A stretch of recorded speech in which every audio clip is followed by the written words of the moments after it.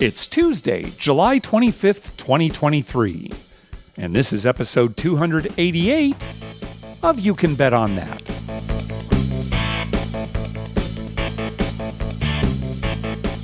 Hi, everybody. Welcome to You Can Bet on That, a podcast for the recreational gambler. I'm Mark Duvall. And I'm Dr. Mike. Well, sorry we're a little bit late this time, and for once, it's my fault. I was at Comic-Con over the weekend, and so you and I just did not have time to record, so we're a day late here. Yeah, how was Comic-Con? Well, it was kind of muted, I guess would be the best word, because of the writers and actors strikes. Right. So almost all of the movie and TV panels were canceled. There was really nothing big in Hall H as a result. Because a lot of that in Hall H, it's, these celebrities show up and woo, everybody's excited to see them. Right. And there were hardly any, at least Hollywood celebrities there, just because of the strikes. So, I mean, we still had fun. There's still stuff to do. And it certainly was more of a comic con, than anything else. There was, I went to several comic book panels. So, yeah, I guess that's the best way to say it. Disappointing if you were, looking to see celebrities or information on TV and movies. But, still a big fun event. I read an article where somebody from a studio got permission to continue their panel, and they had to get permission from the Screen Actors Guild or something. They had got permission. It was something, no celebrities. It was just some. Yeah. So anyway, I mean, that's what happens, right? When it's kind of unfortunate for say a Comic-Con person came from overseas that wanted to see the whole show for the first time. Yeah. Just bad timing, and hopefully next year, by next year, I would hope everything's resolved and, be more like the... If not, there's going to be a lot of movie theaters out of business. Yep. And Yep, I'll be watching reruns. Right. All right, well, let's get going with the show. So on last episode, listener Luke said that he had heard from a poker pro when he was playing the World Series of Poker there, that if you're 7 stars with Caesars and you ask for 100 times odds on craps at the Cromwell, they'll let you have it. Now, remember, the Cromwell used to have 100 times odds. That was a big selling point for them on the Strip. And then a while back, they switched to the 3, 4, 5 times odds, which is standard for the Strip. But that if you're 7 stars, you can ask, and they'll say, okay, we'll grandfather you into the 100 times odds. Well, we got an email from Derek shortly after they changed it from 100 times odds. I asked when it changed, and the pit boss told me that I can talk to my host and could be grandfathered in if they approve it. At the time, I was only Diamond Elite. I'm 7 stars now, but never play those type of odds, so never tried. So maybe a little more information there. Maybe you don't have to be 7 stars. Maybe it's a matter of asking and then getting a host that's sympathetic or takes a look at your play or just decides, okay, sure. And they'll give you the 100 times odds. So again, we still haven't heard of anybody actually trying it, but apparently it is available under certain circumstances. Yeah, that's interesting. Well, I wonder if you could say to the pit boss, hey, I'd like 10 times odds. See, that's an interesting point because most people will not take advantage of the 100 times, but maybe they do want to go more than the 3, 4, 5 times. So that's good. How would you phrase it? Hey, you used to have 100 times odds, right? Do you think, I could get that deal? And maybe don't say anything that, I don't plan on going up to the 100 times. I don't know. Right. You might have to finesse it, but yeah. Maybe they'd say, well, you've got to take it then. We're not going to, I mean, they don't want someone else coming up to the table. Hey, this guy's got 20 times odds. Why can't I? Yeah, that's a good point. So maybe they say, if you take odds and you got to take 100. So no, if anyone complains, we say, well, it's 100 times odds if you want. Yeah. Or otherwise 3, 4, 5, otherwise you could ask for full 5 times. Yeah, A lot of people would like that. Yeah, that's 10 times, 20 times. Yeah. Again, if anybody tries it or tries some variation of it, let us know. Yeah, I'd really be interested in that. Yeah. And if that's the case, you could ask other casinos, hey, you used to have, 5 times odds or you used to have 10 times odds. What other casino would be that? I mean, you'd be lying if you said that about virtually any other casino. Well, some of them some had 20. Who? And went to 10. I need some. If you're talking about Las Vegas. No, I'm talking about Las Vegas, Dr. Mike. No, I'm talking about like Diamond Joe. Now I'm not even listening to you anymore. It's just not even interesting to me anymore. Why is that? Just because, Las Vegas Strip is notorious for only having 3, 4, 5 times odds. Yeah. Other places you go, you're getting 10 times odds, like you said at Diamond Joe Worth.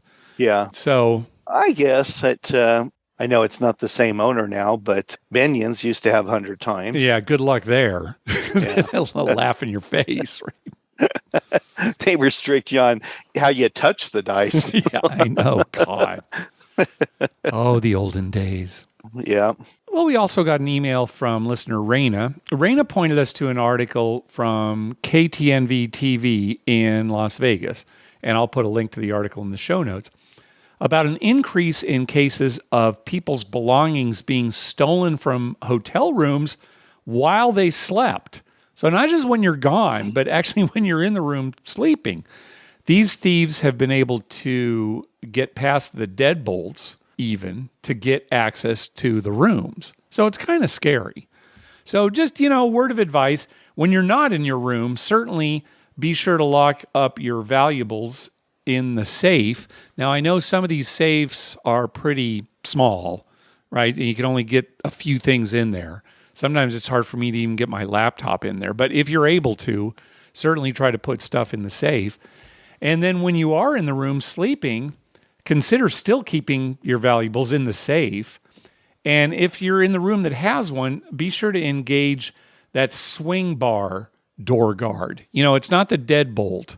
But you've seen them in hotel rooms, right, Dr. Mike? It's kind of like this little bar that you slide across there. Yeah, but my daughter was looking at something on TikTok, I believe it was, and she saw how people can get around those pretty easily, too. Scary, yeah. It was something about how a professional can break into your room very easily.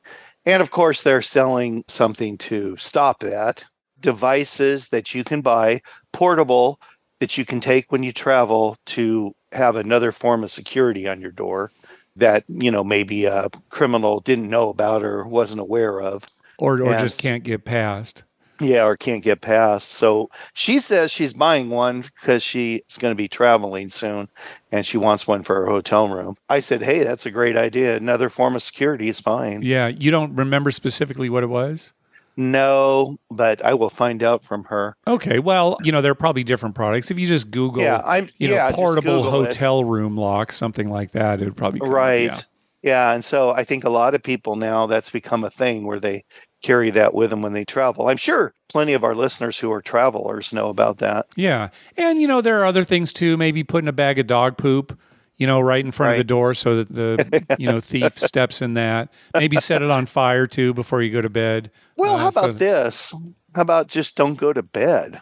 Yeah, it is kind of crazy if we're talking about gambling trips. Yeah, it's just, if you're on a gambling trip, just stay up all night. Yeah, that's not bad. And then again, you won't be in the room, so they'll probably break in. But if your valuables are in the safe, you're good.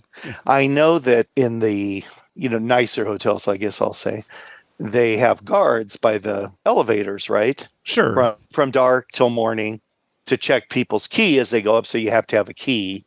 That's certainly good security. It's just that in these cases, gosh, if they're getting into hotel rooms, you almost think maybe they have some kind of master key like housekeeping does.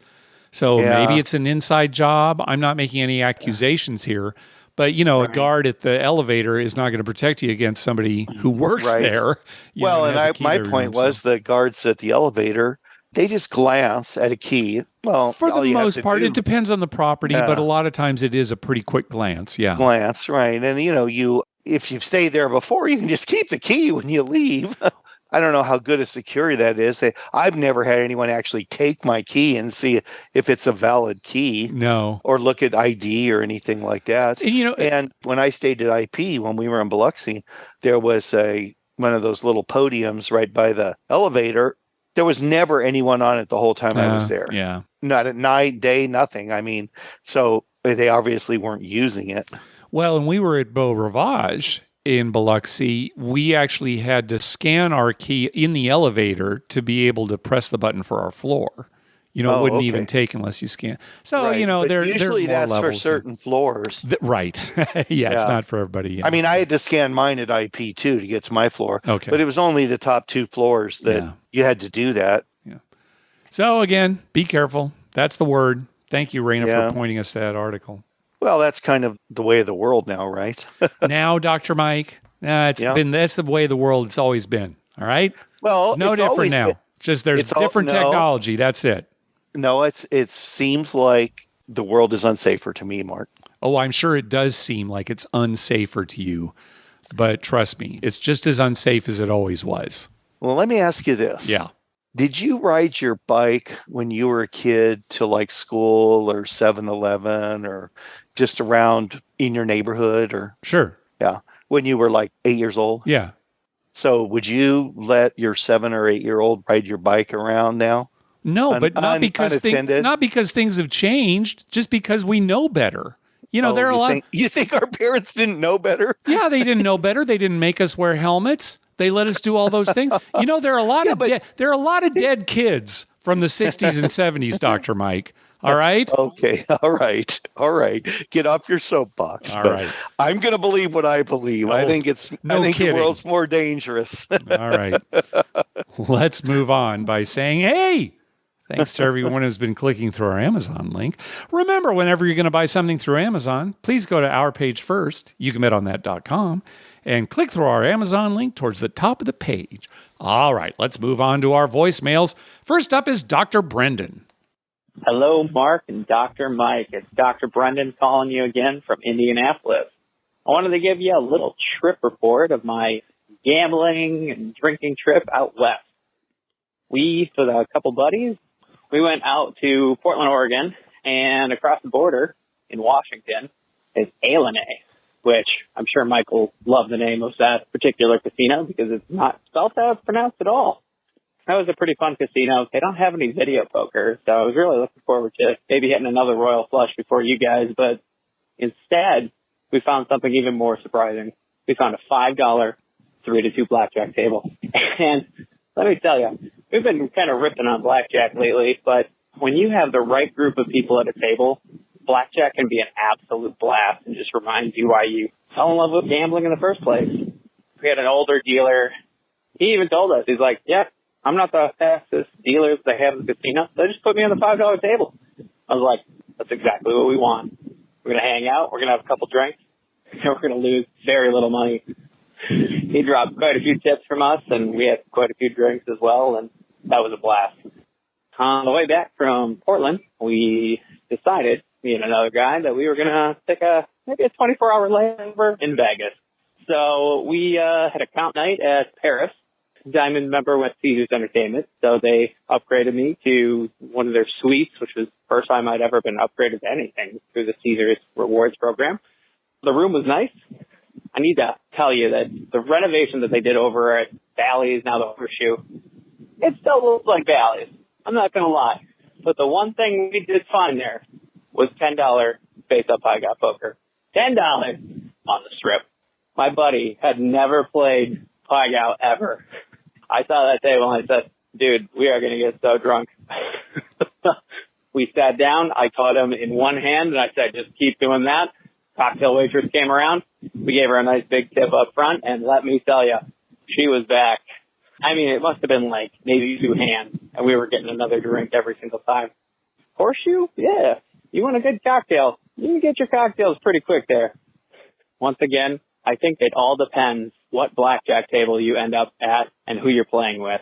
We had an awesome time at Ellis Island while we were there. The next morning, we sat down with a couple of guys from San Diego. We played $5 3-2 blackjack once again, and we sat there for 5 hours. And these guys from San Diego were fantastic. We got done with that. They comped us barbecue at their little restaurant there at Ellis Island, and yeah, it's just a rare experience when you meet people who want to enjoy the game like you. So that's it. That was our trip out to Vegas. Have a good one. All right. Thanks, Brendan. Yeah, that is true. If you We do kind of dump on blackjack, and mainly it's because you run the risk of being on a table with somebody who's really grumpy or, complains about how you play.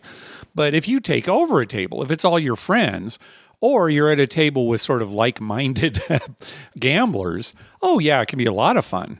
Yeah, but it's hard to find, like on weekends, completely empty tables. That's the thing, right? It is hard, especially at low limits. Right. That is good news, though, about $10 pie gow on the strip there at Horseshoe. Yeah, I'm very surprised, pleasantly surprised. Yeah. I wonder what day of the week that was. Probably midweek, but still. Yeah, it'd have to be. But yeah, that's good. If you have a $10 pie gow table and it's empty and all your buddies are on it, you'd stay there forever. Yep. I wouldn't give up my seat. Yeah, Illini Casino in Washington State. It's when you see it written, it looks like Illini, right? It's Ilani, but it's pronounced Illini. Or Illini. Yeah, Ilani. Yeah, you'd have trouble. Unless somebody told you how to pronounce it, you probably wouldn't be able to. Washington State gambling is strange because even though they have table games, even though they have some casinos with craps and blackjack, their machines are Class 2 machines. So that means they're slot machines. They're not true slot machines. They're like lottery machines. And they don't have video poker. There are some places where they have Class 2 video poker that, again, are just like lottery machines. No video poker in Washington State. Huh. So who knows how they came up with that, but there you go. All right, next call. Hey, guys, it's Rev Dan from Tulsa. I wanted to give a trip report from my wife and I's recent trip to the M Resort in Henderson. I've been to Vegas many times, but this was the first time that I've actually stayed outside of the city. The property was really well maintained and modern. They had $10 craps with up to 5 times odds, $10 blackjack, and $15 pie gow. All the blackjack tables were 3 to 2, and I would say for this reason alone, it's worth spending time if you're a gambler. And they gave my wife and I each $25 food vouchers for signing up for their rewards program, which was a nice touch. And their sportsbook was really generous with drink tickets. And the first day I placed, I think, $300 worth of bets, and I asked for a drink ticket, and they gave me 3 drink tickets. And then the next day I placed $200 worth of bets, and they gave me 5 drink tickets. So I was just curious, how do sportsbooks typically manage this? Is it like 1 drink ticket for a certain amount per bet? And I just wondered if maybe they were being more generous since it's not a popular season for sports betting, and maybe had it been March Madness, they wouldn't have been so generous. I had a ton of fun playing craps. I don't normally play much because the casinos, I said, are usually $15 or $25 minimums, and I just can't stomach how quickly you can lose at those rates. But the $10 minimum was really nice. So I played probably for 6 hours on the first day, and while it was ultimately a losing session, I was thrilled to get to play for so long. There were several smalls and talls were hit, and we were really close on the all several times. One frustrating thing happened when this one lady was just a 12 away from the all, and she probably rolled another 10 times before rolling a 7 and never did hit the 12. But I kid you not, on her very next roll, the first thing she rolled was a 12, and she hit 2 more on that roll. I did have a winning session at pie gow and had one hand where my first 4 cards were the joker and 3 aces. That made looking at the next 3 cards pretty exciting, but unfortunately didn't hit the 5 aces, but 4 wasn't bad. Had a good up and down crap session the next day, and again, just had a lot of fun. Overall loss, but was glad to get to play for so long without huge swings. I'm curious, how do the pit bosses rate craps players? Could you maybe shed a little light on that for me? Is it based on how much you start with on a roll, or what you have at the end of the roll, or does it just kind of depend on what's out there when the pit boss is looking? All in all, we had a great trip. The pool was really nice, but since it was 115 degrees, we didn't spend very much time there. We did visit the spa, and while that's not typically my thing, it was enjoyable for an hour or so. We did eat at their fancy steakhouse, and I would say that it was just so-so. They had a great bar by the Sportsbook that had good bar food, nachos, wings, that kind of stuff. Really would recommend that. All in all, a great trip, and I definitely would recommend it. I love what you guys are doing, and hope you have a great week. All right. Well, thanks. All right. Yeah, rating craps players, the pit, it really will depend on when the pit is looking at what you're betting. A lot of times that'll happen when you first buy in and you make your first bets. So we've recommended to maybe bet a little bit more than you normally do, just right at the beginning, and maybe you'll get a good rating. Or if you see that the pit is suddenly coming over to start to look, make your bets right then, maybe, bet a little bit more. But it is based on what they see It is subjective. Certainly, you can ask either at the end or even during your session, hey, what do you have me rated at? And they will tell you what they feel you're risking at any point. They don't count odds because there's no house edge on the odds. But they may tell you, oh, I've got you down for $50. I've got you down for $100. And if you feel that maybe that's not correct, you could ask, well, actually I've got 120 out there or 150, you think you could rim me at that? And the worst they can do is say no. So, but a lot of it's voodoo too. And we've seen a lot of variation depending on the casino and the staff and what have you. Yeah, to stand up for them a little bit, it is kind of difficult to, when people change their bets a lot. Mm-hmm. Oh, yeah. To rate what they're betting. Now, if a guy comes in like me and bets the same amount every time, then it's pretty obvious they put it in once and they're done. But and then it just goes down to how much time you're there, yes. or how many rolls on those casinos that count rolls. Yeah. But for somebody who, say, is just, this roll he bets the hard ways and the next roll he doesn't, and then this roll he puts out a bunch of center bets or just changing it up all the time, it's kind of hard to rate. How much do you have out there on average? Yeah, definitely. So they're just human. And, maybe they're giving you more than you deserve, less than you deserve. It's going to depend on a lot of factors. And sort of along those same lines, okay, what does it take for sports books to give you drink vouchers? That's going to vary widely too, especially, depending on the casino, the time of day, how many people are there in the book, that kind of thing. Some casinos are very generous, just handing them out like they're dealing a deck of cards. And others are pretty tight, say, oh, gosh, all you've done is bet $100. Well, I guess I can give you one drink ticket. Again, there are too many factors involved. We can't tell you that there's a certain formula that they all use. Yeah, he brought up a good point about when there's not a lot going on. Like now, it's baseball basically, right? And some soccer. So you don't have a lot of people in the sports book. A lot of people don't like to bet on baseball. And so they're more likely they're going to give you a bunch of tickets. And they want to keep you there. That could be, right? There are some casinos that might think that way. So, But again, we can't give you definitive. He was talking about that one shooter that all she needed was a 12, which is pretty common for the all. Yes. And then she, sevened out, and then the next time she got the dice, her first two rolls were a 12. What you got to do, and we've said this many times on the show, is if there was a certain number they needed and then there's a 7 out, you've got to hop that number, on the very next roll. Same with if there was a point. Oh, the point was 9, you didn't make a 9, a 7. You got to hop that 9 on that next roll. That's just smart gambling. It's smart gambling, especially if it's a 12. Then, you have a 1 in 36 chance of hitting it. So when you do hit it, you look like a genius. That's right. 1 in 36, Mike. Oh, come on. The dice gods are looking down on you. I think it's more like 1 in 10. Well, some people would say it's 1 in 1. Yeah, I'm going to show you. It's a guaranteed. All right, next call.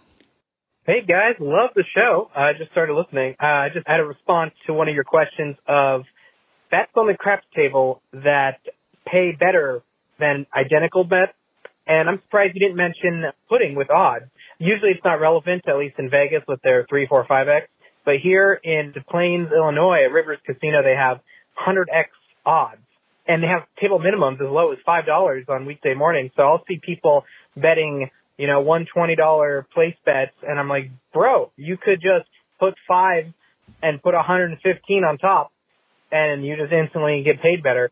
I guess the only downside is, you can't take the contract part of that bet away, but for all intents and purposes, it's pretty much the same bet.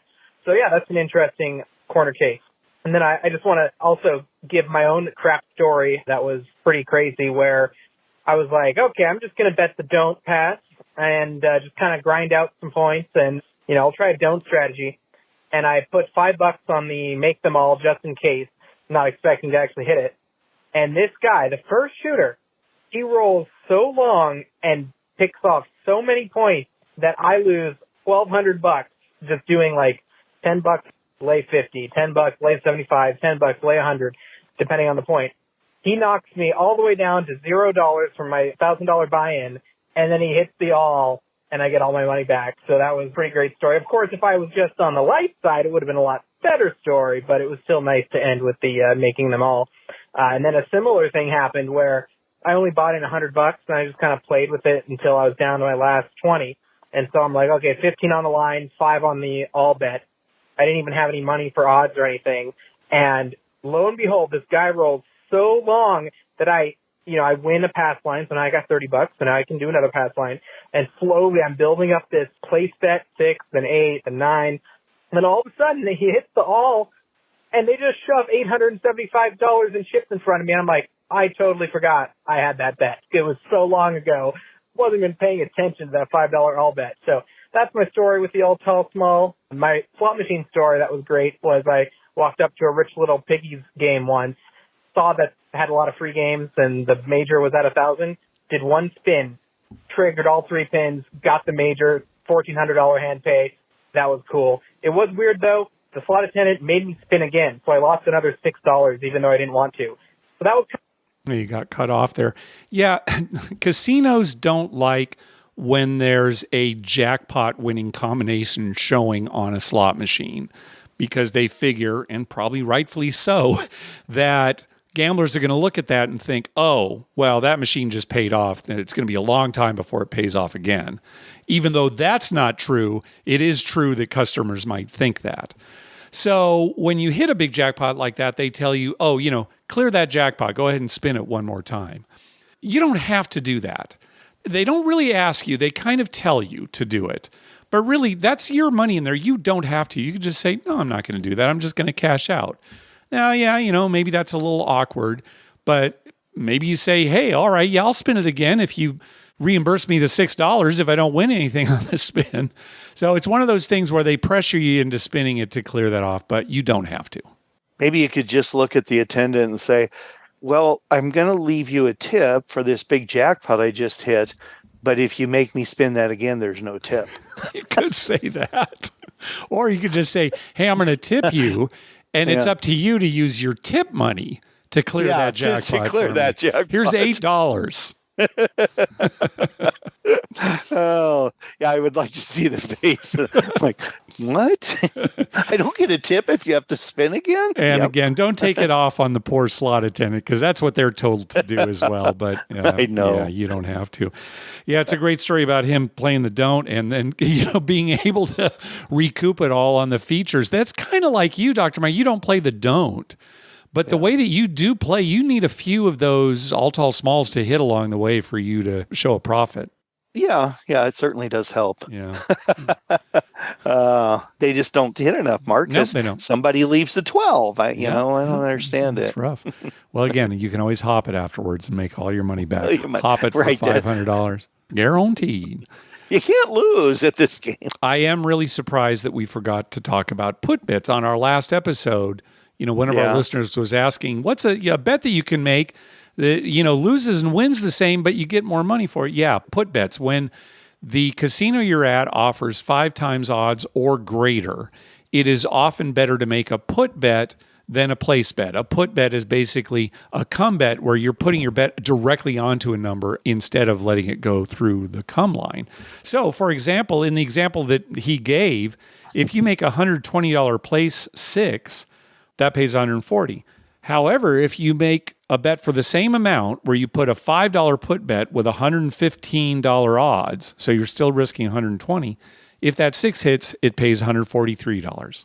So there you go. It just pays better. Yeah, the only problem is put bets are confusing for some people. It is. There are plenty of dealers who don't know what they are. Even if the casino offers it, we've been there where they don't know. Yeah, where I've said, do you allow put bets? What are put bets? They don't even know. Well, and I think you're probably a player who sometimes will be making place or buy bets, even if a put bet would be better, just for the convenience / ease of the dealers, that kind of thing. Wouldn't you agree? Yes, definitely. And also when I've made put bets, I get a lot of people standing next to me. Now, what's that? Now, how does that, I just don't want to answer all the questions. You don't want to, yeah. And you're going to get rated better on place bets and buy bets than on put bets, right? So exactly. Because, you make a $5 put bet with $115 odds, well, you're only getting rated for that $5. So I'm still saying you should make the put bet, but I can understand maybe people not wanting to in certain circumstances. Yeah, it depends on what your goal is. If you're hoping to rack up some points to pay for that hotel room, well, you're not going to do it making put bets. Okay, very good. All right. Let's hear from Dennis. Hey, Dr. Mike and Mark. This is Dennis in West Michigan again with a trip report is long overdue. This is the 50th anniversary of my first Vegas trip where 4 of us drove 45 hours nonstop at 35 cents a gallon bound for the Stardust. We split the 1995 room rate and went directly to the $2.49 buffet. Most tables were $1 back then and drinks were free as the pit boss used his clicker to call for the waitress. I still have a stack of 50-cent chips we got with each blackjack. Some of the slots were in carousels with elevated attendants that would serve the players like a bartender at a circular bar. We bought 3 racks of silver and ignored her attempts to tell us what machine was going to be hot. Then we decided to walk over to the Desert Inn, dodging traffic across Las Vegas Boulevard. There were no crosswalks yet. The Desert Inn was the darkest casino I've ever been in. Lights above the tables, but that's about it. Craps were set up front, close to the entrance. It was easy to picture Sinatra and the Rat Pack sucking down cigars and bourbon, shooting dice after their show. While we walked the strip, we were constantly approached by ladies asking us if we wanted a date. Very flattered at first, we finally figured it out. And then downtown, we saw the giant neon cowboy and loved the Fremont Street intersection where all the lights turned red at the same time so pedestrians could cross in all directions. The Horseshoe was next. Just inside were 3 poker tables that were hosting the 1973 World Series of Poker. I watched from a rail less than 3 feet from the players. Amarillo Slim was sitting close enough I could have touched him. And I'm sure Doyle Brunson was there. I just didn't know who he was. No Sportsbook existed in the casinos yet, but we found a hole-in-the-wall joint filled with heavy smokers studying the racing form. The horse track entries and sporting events were on a giant chalkboard that went the entire length of the room. The juice was a lot higher then because of a government 10% tax on all wagers, but we didn't know any better. And finally, the best job in Las Vegas at the time was the showroom maitre d'. He stood at a podium at the showroom entrance several hours before showtime, waiting to get his palms greased by guests who wanted good seats. We decided to see Lido because the Elvis was $90 a person at the Hilton. We slipped our guy at 20 and sat in the 3rd row. Thanks for this stroll down memory lane, guys. And my question to you is, what changes do you see in Vegas 50 years from now? This again is Dennis in Michigan. Thanks for all you do. All right. Thanks, Dennis, for the great call. Good nostalgia. Yeah, I love that call. Yeah. I am going to be dreaming that tonight. When we started playing, it was a little after 73, but it was pretty much the same. Yeah, I'm thinking of that, right? When you could actually, the parking lots were in front of the hotels, right? They had parking garages just like, you're going to the supermarket. And, right. Yeah, there certainly were no elevated areas to cross the street. No. So, yeah. No. Yeah, there's always talk about, the good old days of Las Vegas. And I don't like to fall into that trap. But certainly from a gambling standpoint, yes, things probably were better back then with some very noticeable exceptions, right? The rules now for craps are actually better than they were back in the 70s or when you and I went. Right. But Vegas has changed, right? Vegas is more emphasizing an experience and the shows and the food, the restaurants, that kind of thing. So, is it better? Is it worse? Well, it's just different.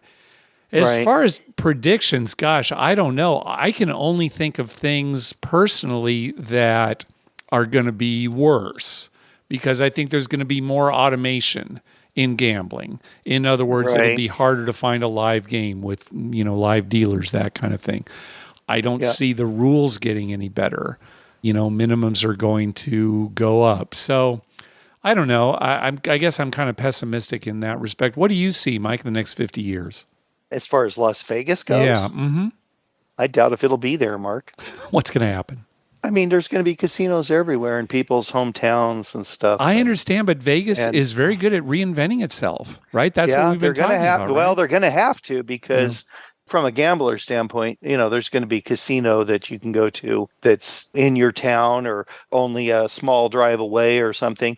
And Vegas will be more like a place where, yeah, they have gambling, but it's more adult entertainment. Okay, so yeah, you and I are looking we're looking at it from a gambling standpoint. Right. And so gambling won't be the issue there. It'll be more adult entertainment. So I guess I can agree with you from a gambling point of view that yes, and certainly we love going to Vegas, but Vegas is not what it used to be for us because we have so many more options now. It used to be, oh my gosh, when we were going to go to Vegas, like, oh, here we go, blackjack and craps and slots. It's going to be so much fun. And now, it's because it's so convenient to go to a local place. It's not quite as exciting for us anymore. No, honestly, it isn't. It's just not the same thrill you get. Yeah. And I was laughing too when he said girls walking up to you and saying, "Do you need a date?" I remember Doug Morgan and I, our friend Doug. Yeah. We went on a trip, just him and I, and we were walking down the strip. And I mean, girls, hey, guys looking for a date, Yeah. And the first thing is we're all flattered like, oh, wow, that's a pretty girl. Well, we figured it out pretty quick, just like Dennis did. Yeah. We figured it out pretty quick. But, you don't get that anymore. Now it's all automated. You don't automated. You don't see it as much walking down the street, I guess, just because there's so much going on the street. Right. It's more the kind of thing where you'd be approached inside a casino, I guess, is more likely if you're sitting at the bar. Maybe, or more approached in a casino and then just flyers everywhere where to call. That's right. That's the other thing, too. As you mean by automated or the porn slappers out there. That's a form of automation. A form of automation they didn't have before. Now there's somebody who serves you as opposed to, who solicits you. Yeah. Well, again, thanks for that call, Dennis. Yeah, right. I love those old stories. Yeah. Next call. Hey, gentlemen, it's Jason from Michigan. Came back from Vegas and wanted to call in with a little bit of a trip report. The first thing is me and the wife figured out it was our 25th trip to Las Vegas, and we kind of chuckled that when we started going out there, we could go out with $300 or $400 for the whole weekend, and we don't know how we did it because now we could spend that in an hour. But somehow, 25 years ago, we made it last. I'm sure everyone can relate to that. But also, we found ourselves in bed at 11 o'clock on a Friday night.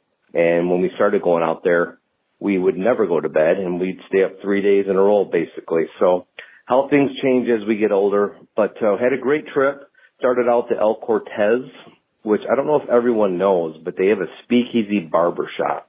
Every time I go out, you do have to have an appointment. They're extremely busy, but that's how I start my trip, with getting a great shave and a good haircut, kind of get refreshed from the plane ride from Michigan, and it kind of sets my trip off in a good mood in the right spot. So the boys up at the El Cortez Speakeasy Barbershop, shout out. They do a great job. Also, we have for all 25 years stayed at the Golden Nugget. They just do a great job. We enjoy the Nugget. If anyone is wondering or debating on staying there, I would say you will be very surprised and happy with your stay there. And lastly, just wanted to run something by you guys. I was playing in slots, hopping around, came across a slot machine that said call attendant. I looked down and someone had left just a $30 ticket in the slot machine. So I cashed it out. I sat it next to me and called the attendant. Finally had someone come over and asked me, what I needed. And I explained to them that the light was on, someone had left their $30, and she looked at me like I had two heads and I was crazy for turning the ticket in. She said, what do you want me to do with it? I said, well, it was my understanding that, it said call attendant, and this is somebody else's money, and maybe you guys can, look on the camera. It's probably not worth it for $30, but I don't want to have them walk back and I have spent it or them question what I did with it. She was still baffled and said, you want me to take this ticket? And I said, yeah, it's not mine. So she took it. Luckily, on my next pull, good karma, I guess, I won $400 on the slot with my own money. I cashed out and walked away. But just wondering what your thoughts were. I think I've heard you guys talk about this in the past where you're supposed to turn these tickets in, but she sure made it seem like I was, should have spent the money, pocketed it, did something with And you got cut off there. Yeah, depending on the jurisdiction, and we've heard a lot of different things, if you pick up money that's not yours, whether it's actual cash or a chip or a Tito ticket, you could get arrested. You could get in trouble for that because that's not yours. Now, there are a lot of other factors, but a general rule would be to do what Jason did and just say, hey, this isn't mine. Here you go. And maybe the slot attendant just had never come across that before, wasn't familiar with the law or the policy. But yeah, or she just has never seen a decent person. That could be. That's probably the most likely thing. Yeah, Dr. Mike. Yeah. First time in her life she's met someone decent. So, yeah, Jason did the right thing and good for you. And, you just got to be careful about that kind of thing. Yeah, and the karma came back. Yeah, it worked for him, yeah. I love that he goes to the Speakeasy Barbershop and gets a haircut and a shave. Oh, yeah, that is good. You get a nice close shave. It can last for a few days. For me, I don't know about getting a shave in a barbershop only because my beard grows in pretty quickly, so I pretty much have to shave every day. But yeah, getting a nice haircut to start off the trip, it sounds good. Well, there's certain things in life, Mark, that bring a certain kind of satisfaction, joy, a bunch of emotions combined that make you feel good. Okay. And for men, I don't know about other men, but for me anyway, when you're clean shaven, when you first just shave, it feels so good. It's like you cleansed yourself. Yes. And a haircut's kind of like that too. Yep. It just feels good. Like, I feel revived. That's why I've said the one thing I do when I'm on a trip, gambling trip, I shave every day. Now, yeah, I've got a beard, but I shave, my neck and my cheeks, that kind of thing to do that. Right. Because I like feeling that way. Now, you said no, because you're on vacation. You don't do it. Yeah, you know what it is I'm too anxious to go and play. All right. But yeah, at home I do every day. Okay. Because I feel more comfortable. I didn't want I didn't want you to get caught in a contradiction there because, it does feel good to do that. Yep. But when you're on a gambling trip, Mike, you don't do that. I do not. Okay. But I should. And, there's other things in life too, like clean sheets. Yeah. I mean, hotels don't change the sheets now. After COVID or whatever, they just stopped. Now you have to request to have right. It's not just day. Guaranteed every day. Right. Yeah. Right. They're saving money or whatever. But clean sheets are always great. Yeah. Nothing better than right before you go to bed, taking a shower and getting into a bed that has fresh, clean sheets that were dried on a clothesline outside your house. Okay. I know a lot of people, younger people now, have never experienced that because clotheslines are kind of a thing from the past. But boy, you get in that bed, it smells so fresh, you sleep like a baby. Younger people, like you grew up in the days of drying your sheets out on a line. Yeah, I'm sure your mother did. I'm sure your mother did. But it's not like dryers were invented, when you were in your 20s, all right? No, but I mean, I still experience that now. It's hard to find clothespins. What about brushing your teeth, Mr. Dentist? Is that a good feeling?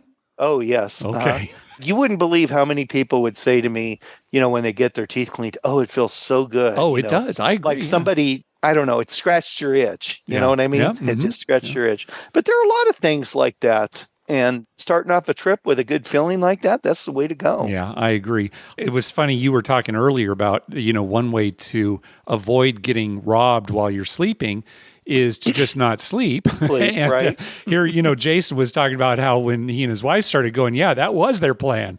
But now that you're part of the older set, yeah, you gotta sleep sometime. So yep, that's why the casinos are dead in Laughlin at night, Mark. Yep, all us old guys. Yeah, what are you talking about?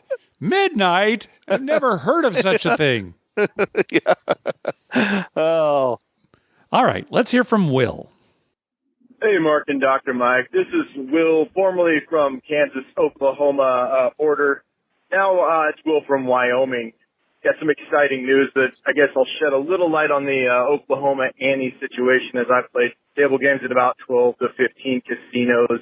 When I still lived there, yeah, usually all casinos, if you have a player's card, you can play with that player's card. They don't charge you the Annie on pretty much any of the table games.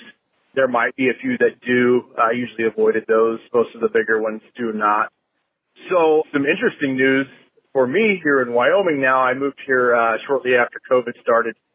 And that entire time, there has not been a casino in the state with craps. It was pretty disappointing. I was actually having to drive to South Dakota, which is about a 4.5-hour drive, to play craps. And now Wind River Casino has craps again. So I'm going to play for my first time in the state of Wyoming after living here for 3 years. I'll possibly call back with a trip report, but very exciting for me because it's about an hour-and-a-half drive instead of the 4.5 to 5. So love the show. You guys do a great job. You guys have a great day, and see you next time. All right. Thanks, Will. Well, hopefully you had some good luck up there at Wind River. Yes. Wyoming's beautiful, too. Yeah. We mentioned, on a previous episode, Mike, you had heard from that truck driver that you'd met at Joe Worth about, you have a player's card, they'll waive the ante at Oklahoma casinos. It sounds like there are a lot of ways to get around the ante, especially if you're a regular player. So, definitely take advantage of that if you can. And one easy way is maybe to just get a player's card. Right. Well, and that's nice to hear, too, for people that who is good. have to go to Oklahoma casinos, like you live in northern Texas and you're kind of stuck. Mm-hmm. Right. So, if you go enough, I'm sure they'll waive that, which is great because that's such a ripoff. Yeah, it is too bad. All right, next call. Hey, guys, it's Mike in Florida, and I've become quite the cruise addict, and my wife and I have gone on several Royal Caribbean cruises out of the Florida ports down here. Well, last week we went to a new venture altogether and went out of Seattle actually, to Alaska, and of course hit the casino every time, and I've now accrued some nice casino benefits by playing in each one of these. But the reason for this call is a story that was a true first for me in 20 years of playing craps, and I'm curious if you guys have ever seen this. It would probably be something you'd only see at a casino with newer dealers, but here we are on the cruise ship, and the dice get rolled, and the point comes out at 6, so the dealer across from me, on my end of the tub, marks the point 6. A couple minutes later, rolls are being made, and an 8 comes out, and the stick man immediately yells out, "Winner 8." And everyone kind of looks puzzled on my end, and we look down on the other end, and it turns out the dealer there has the 8 marked. Now, I thought it was a 6, but the stick man had it as an 8, and obviously the dealer on the other end of the table thought it was an 8 as well, so we're not sure who was right or wrong here. Rather than try to go to the cameras and make a big thing about it, they kind of look at the boss, and the boss goes, "Stickman called it 8. It's an 8. Well, that wound up working out very nicely for me because I had $60 on the 8 in addition to my pass line bet at what I thought was a 6 with odds behind the line. So when the stick man called it out 8, I wound up getting paid twice, both for my point line win and for having $60 on the 8, because as the dealer confirmed with the boss, I have to pay what's on the table, right? And he said, "Yep, pay it as you see it." So have you guys ever seen that one before? Because that was definitely a first for me. Thanks for everything you guys do. It's fun to listen to this as we get ready for more trips, and keep up the good work. All right. Thanks, Mike. Yes. So we have seen many times. A dealer on one side marking a different point than the dealer on the other side. Now, usually it is caught before the almost pass line immediately bet is resolved. Yeah. Sometimes maybe a few rolls go by, but it's like, wait a second, what's the point? Somebody will notice and it'll get moved. I've never seen it go to conclusion. You don't think so, the Mike? Point was hit. In all the times we've played, I don't. I want to say that it has happened. And when it has happened, there's been a consensus. Everybody's kind of agreed, no, the point was 10 or whatever. It's like everybody agreed and just one of the guys was wrong. Yeah. I might be wrong. I can't think of specifics. Yeah, that might be. Now that you say that, but I've never heard of them paying off. I mean, like, oh yeah, that side had 10 marked. Okay, we'll pay the 10, but not different. Well, I'm glad to hear that they handled the situation that Mike was in the way that they did. Yeah, I agree. It's like, no, don't go to the camera. It was an 8. Everybody's going to be happy. Sure, Mike had an additional bet on the 8, had a place bet and a pass line bet with odds on it. I love hearing stories like that. Like, just, okay, maybe one of us messed up, one of the dealers messed up. Let's just move on, right? We're getting the gambler's money. eventually. Let's not make a big deal about this. Let's please everybody, and then we won't have disgruntled gamblers stopping. Right. Yeah. Right. Well, in all of life, Mark, it should be like that. Every human interaction should end with, let's just make everyone happy and move on. Okay, well, when possible, I agree with you, Dr. Mike. I mean, I think that'd be the good way. Now, it's hard to make everyone happy. Oh, is that right?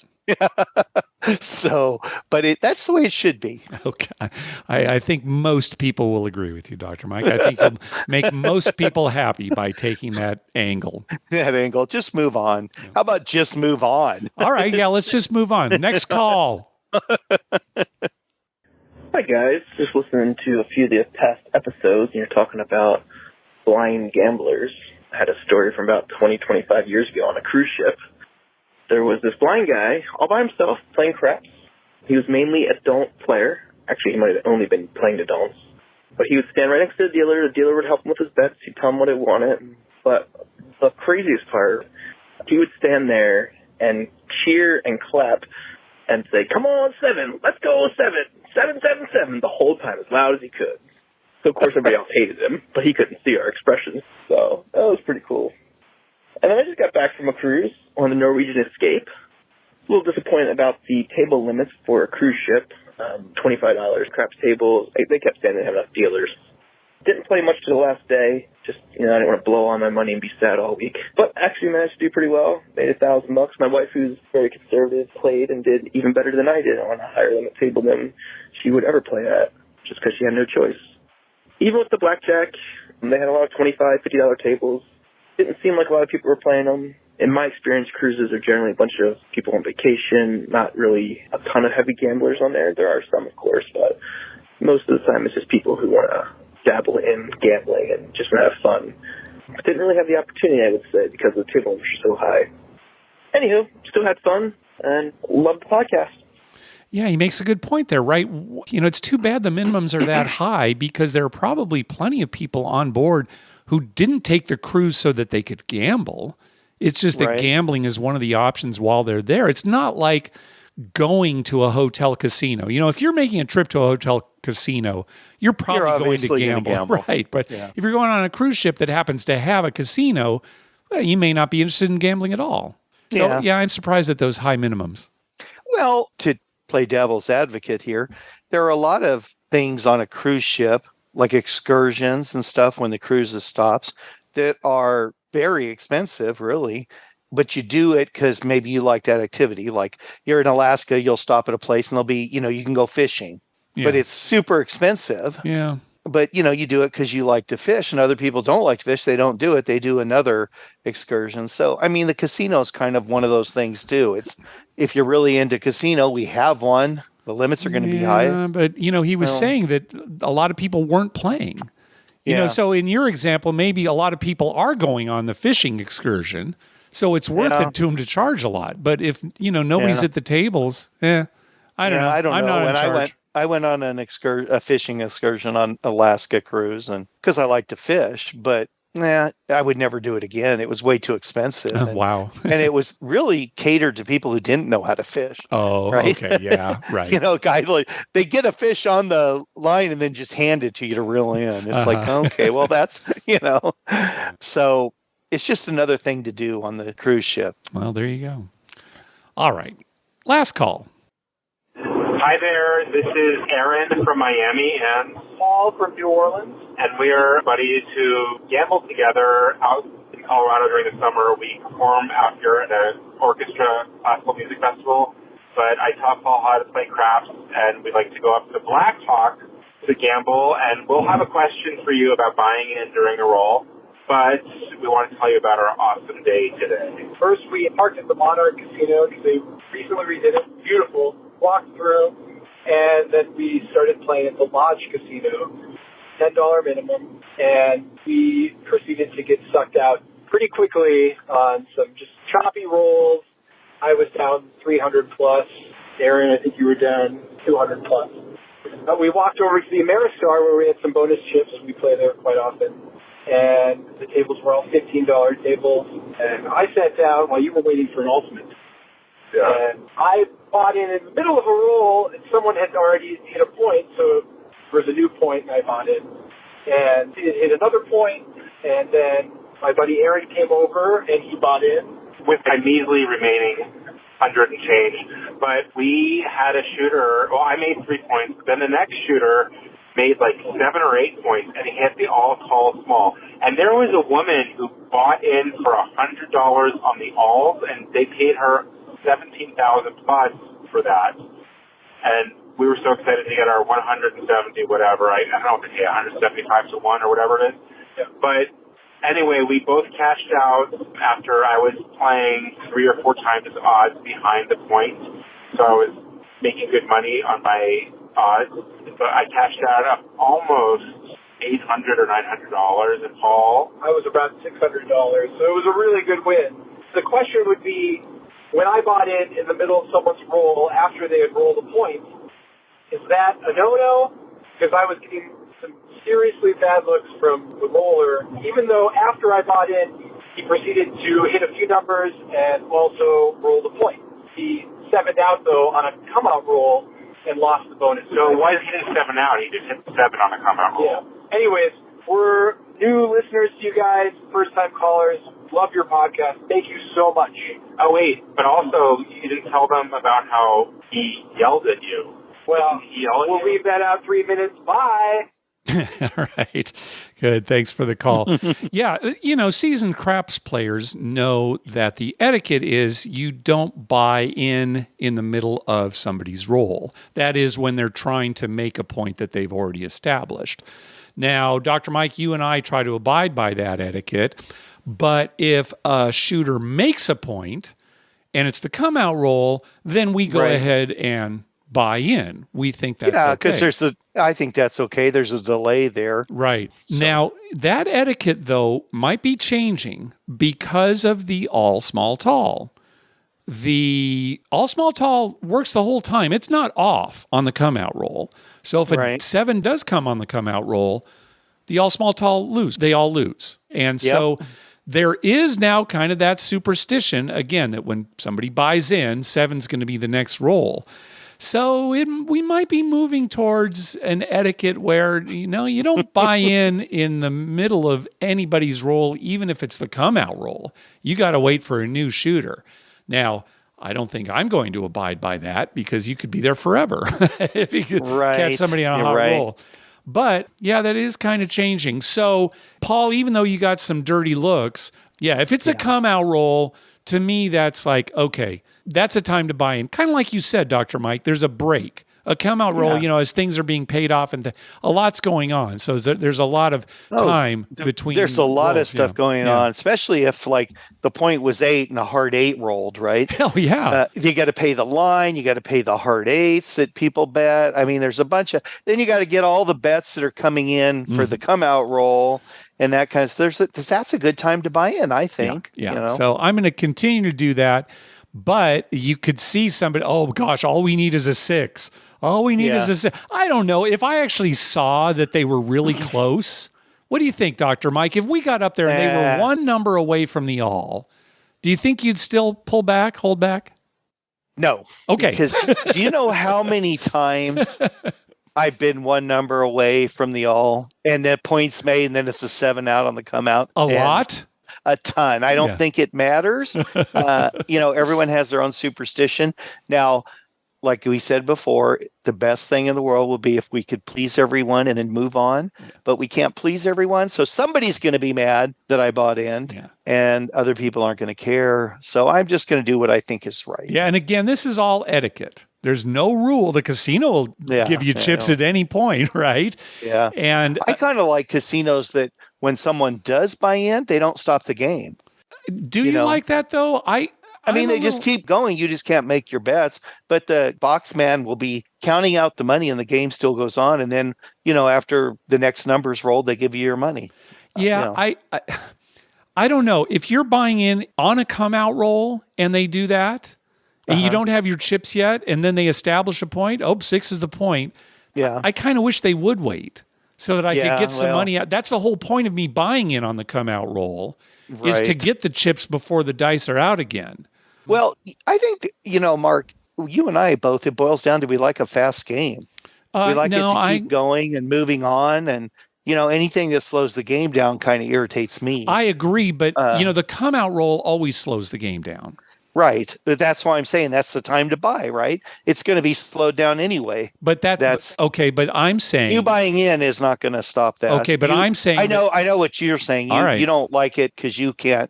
The reason you bought in is to make your bets, and then you can't make your bets because you don't have any chips yet. Anyway, we do want to emphasize this is really based on superstition. Right. Because there's nothing about buying in that makes a 7 more likely to come out on the next roll than any other roll. But there you go. Etiquette. Yeah, and then you buy in, and then the next roll's a 6, and the all's made. You can just turn to the guy and say, what happened? What went wrong? Yeah, you should be rude about it if that happens. What went wrong? Yeah. A 6 was rolled. Yeah. Oh, my gosh. Just like when you need the 12 and the next shooter, their first roll is a 12. Yep, hop it. Yeah. Easy money. Just look at the last shooter and just lay into him. See how he did that? I'm going to run a simulation where all I do is hop the last number that was rolled. Oh, if a 4 comes up, I'll hop the 4. Oh, next roll's a 3, I'll hop the 3. See how that works. See how you do. I'll see how I do. I think I'll actually not do that and save some time. Well, you might do okay. I mean, 7 comes up, hop a 7. That's right. Have a good chance of hitting it. All right. Well, that's going to do it for this episode. We want to thank some people for some recurring donations. Robin from Anytime Gambling, Brian and Sarah, Nathan, Brian Dancer, Josh, and the boys over at Crap Vegas. Thank you very much for those donations. We also got a donation from listener Eamon. He said, a tip for your tweets.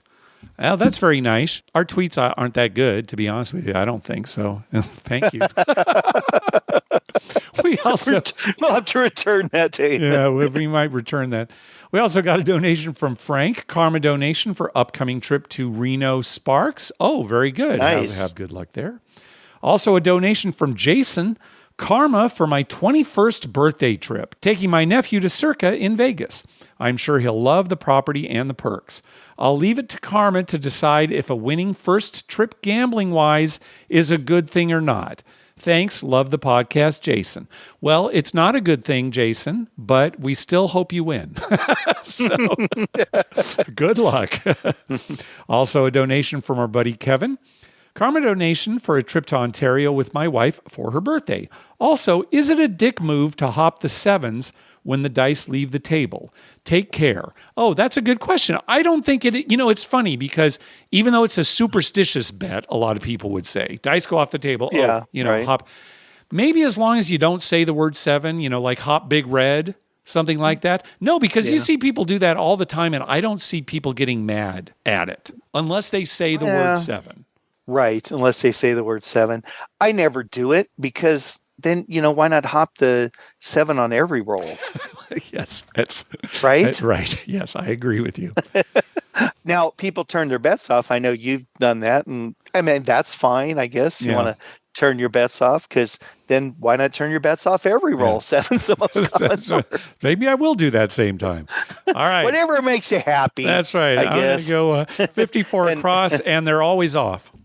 And congratulations, Kevin. Hope you have a good time. Yeah, have a good trip. And finally, a donation from Raina, whose email we read earlier. Karma donation for a trip in October. Well, good luck. Hey, be sure to check out our TV listings showing all the gambling-related shows coming up within the next 2 weeks at youcanbetonthat.com/TV-listings. And our list of gambling-related movies at youcanbetonthat.com/movies. We'd love to hear from you. Call our voicemail hotline at 951-292-4377. That's 9512-WAGERS. 9512-WAGERS. Or you can email us at youcanbetonThat@gmail.com. You can also follow us on Twitter at YouCanBetOnThat and on Facebook at facebook.com/YouCanBetOnThat. Finally, please go to your favorite podcast app and write a review of the show. We love getting your feedback. Dr. Mike, what do you have for us today? Well, what do you think is going to get more reaction? My theory that the world has gotten more dangerous as time has progressed during our lifetime? Okay. Or is it going to be things that make you happy, like a nice clean shave or or a fresh haircut. I will say that I'm sure there are plenty of people who agree with you, Dr. Mike, that think the world's more dangerous now. Dangerous, yeah. Well, you know what? Let me just get back to that just for 1 second. Let's both agree on this. There are a lot more people in the world now, and there's a lot more ways to communicate.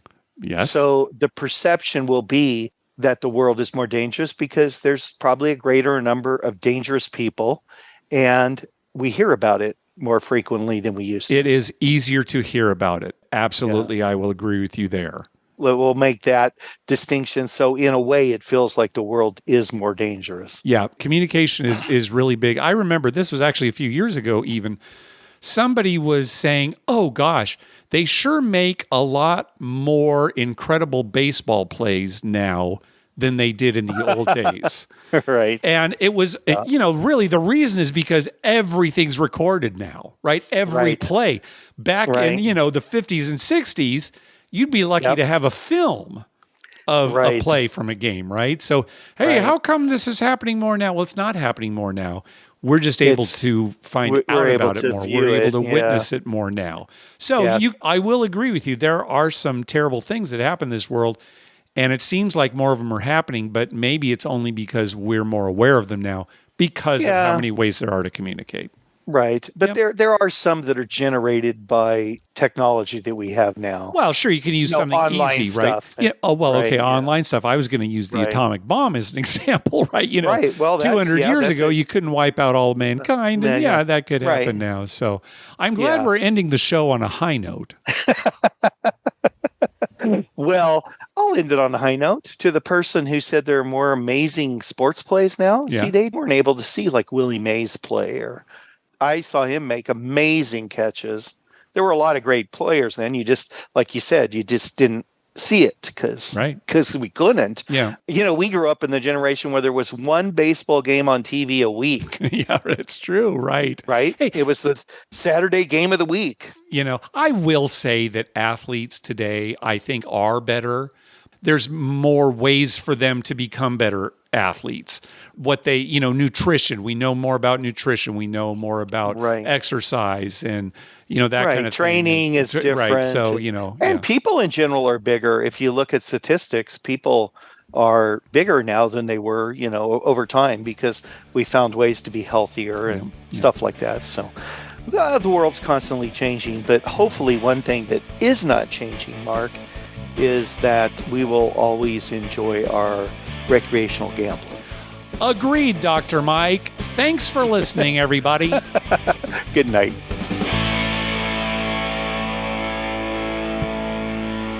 Oh, Adam, the installation guys called. They can meet you at 9 tomorrow. Okay, great. Oh, no. That's not going to work. We need to buy my lottery tickets at 9. That's my lucky time. How is it lucky if you've never won? Every time I don't win, I'm building up my luck. That's how it works.